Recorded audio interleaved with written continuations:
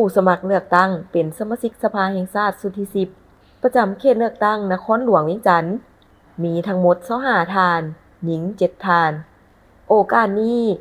บรรดาผู้ลงสมัครเลือกตั้งครั้งนี้ก็ได้ผลัดเปลี่ยนกันเสนอตัวพร้อมทั้งเสนอประวัติของตนต่อผู้มีสิทธิ์ปล้นบัตรเลือกตั้งอีกด้วย พิธีโฆษณาหาเสียง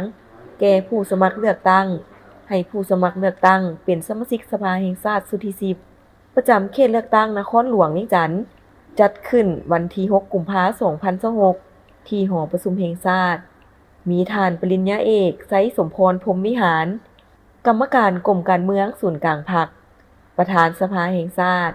ท่านปริญญาเอกอาจสะพังทองศรีพันดรกรรมการศูนย์กลางพรรคเลขาคณะพรรคเจ้าของนครหลวงเวียงจันทน์ประธานคณะกรรมการเลือกตั้งขั้นนครหลวงเวียงจันทน์พร้อมด้วยบรรดาท่านผู้สมัครเลือกตั้งเป็นสมาชิกสภาแห่งชาติสุดที่10ประจำเขตเลือกตั้งที่1นครหลวงเวียงจันทน์และผู้มีสิทธิ์ปล้นบัตรเลือกตั้งจากกระทรวงองค์การแผนกการอ้อมข้างนครหลวงเวียงจันทน์เข้าร่วมการจัดตั้งการโฆษณาหาเสียงให้แก่ผู้สมัครรับเลือกตั้งเป็นสมาชิกสภาแห่งชาติและสภาประชาชนขั้นแขวงแม่นเวียกงานหนึ่งที่มีบทบาทสำคัญในเวียกงานเลือกตั้งเป็นการจัดตั้งปฏิบัติมาตรา18ของกฎหมายว่าด้วยการเลือกตั้งสมาชิกสภาแห่งชาติ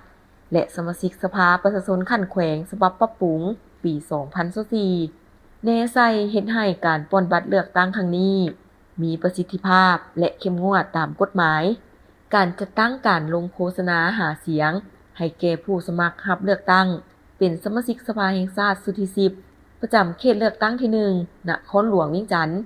แม่นขั้นตอนหนึ่งที่มีบทบาทตัดสินต่อการเลือกตั้งเป็นการสนองข้อมูลข่าวสารตัวจริงการแนะนำให้ผู้มีสิทธิ์ปล้นบัตรเลือกตั้งได้รับรู้เข้าใจอย่างถูกต้องต่อผู้สมัครรับเลือกตั้งแต่ละท่านเพื่อเป็นบอนอิงในการค้นคว้าคิดงำสุ่มเทียบใส่มาตรฐานเพื่อตัดสินใจเลือกเอาผู้ที่ตนเห็นว่ามีมาตรฐานกว่าหมู่เพื่อเป็นตัวแทนของตนปฏิบัติสิทธิอำนาจของประชาชนอยู่สภาแห่งชาติพร้อมเป็นการสร้างโอกาสอำนวยให้ผู้มีสิทธิ์ปล้นบัตรเลือกตั้งและผู้สมัครรับเลือกตั้งได้พบปะแลกเปลี่ยนความเห็นซึ่งกันและกันเพื่อให้ผู้มีสิทธิ์ปล้นบัตรเลือกตั้งตัดสินใจเลือกเอาผู้ที่ตนเห็นว่าเป็นผู้ที่เหมาะสมกว่าหมู่เป็นตัวแทนของตนอยู่สภาแห่งชาติ